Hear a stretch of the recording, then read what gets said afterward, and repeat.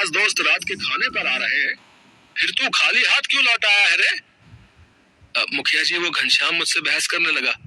जब मैं उसके पास गया तो उसने मुझे आइसक्रीम देने से मना कर दिया। बोल रहा है कि पहले जाकर आपसे पिछले पैसे लेकर आऊं, तभी और आइसक्रीम देगा। और बोल रहा है कि वो अब और उधार नहीं देगा।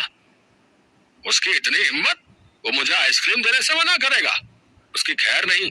जाओ तुम सब, कल सुबह ही मिलकर जाओ और उस घनश्याम का आइसक्रीम का ठेला तोड़ दो। मुखिया जिस घनश्याम की बात कर रहा था, वो घनश्याम गांव में आइसक्रीम का ठेला लगाता था। घनश्याम भगवान शिव की बहुत पूजा करता था और रोजाना ठेला लगाने से पहले भगवान शिव के मंदिर जाया करता था। उसके बाद ही काम पर जाता था। अगले दिन जब घनश्याम ठेला लेकर जाने लगा तो रास्ते में वो शिव मंदिर पर रुका और पूजा करने के लिए मंदिर के अंदर चला गया। तभी एक आदमी भागता हुआ उसके पास आया और बोला, अरे घनश्याम भैया, अरे जल्दी बाहर आओ। अरे देखो, तुम्हारे आइसक्रीम के ठेले को मुखिया जी के आदमी तोड़ रहे हैं। क्या? मेरा ठेला? हे शिव शंकर, अब मैं क्या करूं? घनश्याम मंदिर के बाहर जाकर देखता है, मुखिया के आदमी उसका सारा ठेला तोड़ देते हैं। घनश्याम की सारी आइसक्रीम जमीन पर गिर जाती है। पूरा ठेला टूट चुका था। निराश होकर घर लौट आता है। हे शिव शंकर, ये मेरे साथ क्या हो गया? मेरा बहुत नुकसान हो गया। अब मैं क्या करूंगा? मेरा तो कितना सामान उधार पर उठाया हुआ था। मैं सब कुछ कैसे करूंगा? मुखिया ने मेरे साथ ऐसा क्यों किया? भगवान, मेरा घर परिवार कैसे चलेगा? मैं कैसे उधार के पैसे चुकाऊंगा? सुनो जी, तुम तो महादेव की इतनी पूजा भक्ति करते हो, फिर उन्होंने तुम्हारी भक्ति का ये फल क्यों दिया? मुखिया को दंड क्यों नहीं दिया? मुखिया जी रोजाना इतनी सारी आइसक्रीम बिना पैसों के ले लेते हैं। आज तक तुमने उन्हें कुछ नहीं बोला, पर आज अपने हक के लिए बोला तो ये सब। तुम तो कहते हो भगवान शंकर अपने भक्तों की मदद के लिए जरूर आते हैं, पर आज तो वो तुम्हारी मदद को आए ही नहीं। अब हम गरीबों की मदद कौन करेगा? वो मुखिया हमारा जीना मुश्किल कर देगा।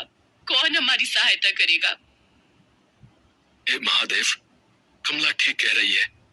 उस मुखिया के अत्याचारों से बचने का उपाय अब सिर्फ आप ही बता सकते हो। मेरी मदद करो प्रभु। घनश्याम भगवान शिव से प्रार्थना करने लगा। अगले दिन कुछ जुड़े हुए रुपयों से घनश्याम ने आइसक्रीम का ठेला लगाया। वो डरा हुआ था, पर मन ही मन वो शिव जी को भी याद कर रहा था। तभी कोई द्वार पर आया। भैया जी, मैं बड़ी दूर से आया हूँ। काम की तलाश में निकला था, पर यहाँ किसी ने भी कोई काम नहीं दिया। आपके पास कोई काम मिल जाए तो बड़ा उपकार होगा। मैं तो खुद परेशान हूँ भाई। मैं भला तुम्हें क्या ही काम दूंगा? सुनो, एक से भले दो। तुम इसे अपने साथ काम पर ले जाओ। देखने में भी लंबा चौड़ा हट्टा कट्टा है। अगर मुखिया के आदमी परेशान करने आए तो हो सकता है उन्हें हटाने में ये तुम्हारी कुछ मदद कर दे।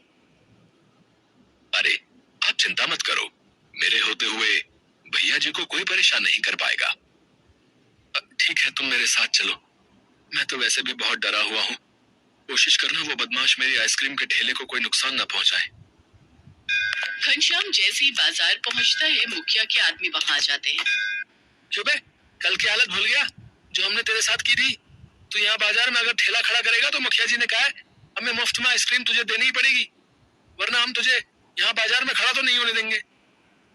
मुखिया जी को बोलो ये कोई तरीका नहीं है। मैं मेहनत की रोटी कमाता हूँ, मैं उन्हें मुफ्त में रोजाना आइसक्रीम क्यों दूं? मुझे भी अपना घर चलाना है, ऐसा कहीं नहीं होता है। अब जाओ, मुझे अपना काम करने दो। पहले ही तुमने कल मेरा बहुत नुकसान कर दिया है। बड़ी मुश्किल से उधार के पैसे लेकर आज ठेला लगाया है।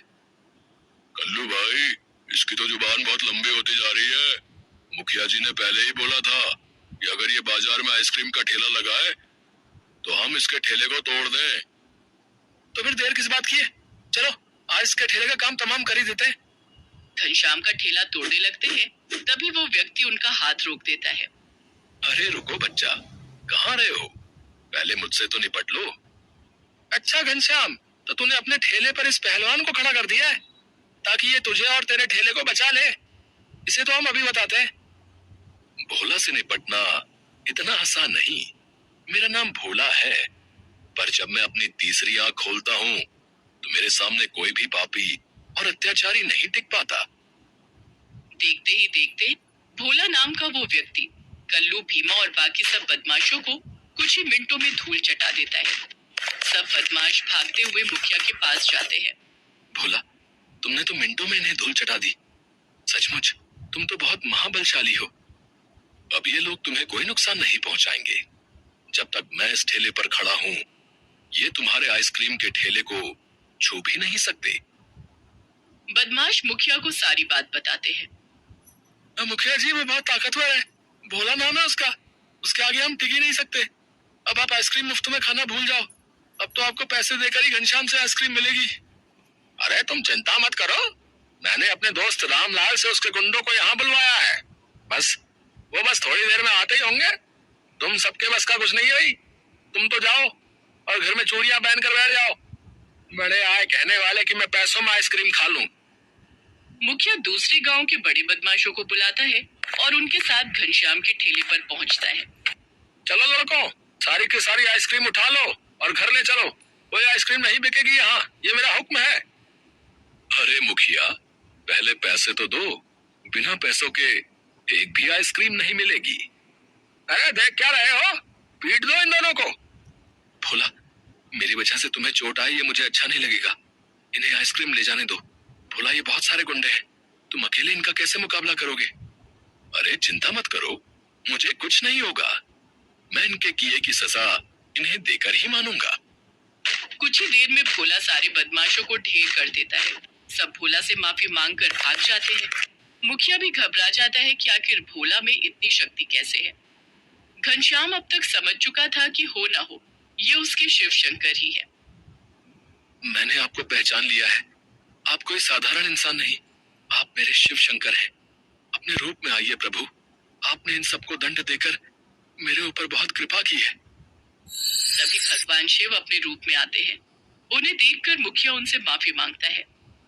मुझे माफ कर दो महादेव, जिसके साथ भगवान है उसका तो कोई बाल भी बांका नहीं कर सकता। घनश्याम मुझे माफ कर दो प्रभु, मुझ ना समझ को माफ कर दो।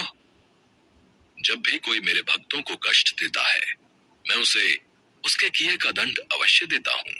आज तो मैं तुम्हें क्षमा कर रहा हूँ, पर आज के बाद कभी भी तुमने मेरे किसी भी भक्त को कष्ट पहुंचाया तो फिर तुम्हें मेरे क्रोध से कोई नहीं बचा पाएगा। जो ईमानदारी के रास्ते पर चलते हैं वो मुझे अति प्रिय हैं, और जो झूठ छल कपट से जीवन जीते हैं उन्हें मेरे द्वारा दंड अवश्य मिलता है।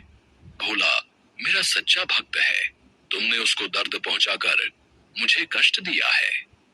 मैं जानता था प्रभु, आप मेरी मदद को जरूर आएंगे। मुझे आप पर विश्वास था कि आप मुझे कष्ट नहीं होने देंगे, और आपको उस रूप में मैं पहचान नहीं पाया। महादेव, आपकी सदा ही जय हो। जय भोले बाबा। इसके पश्चात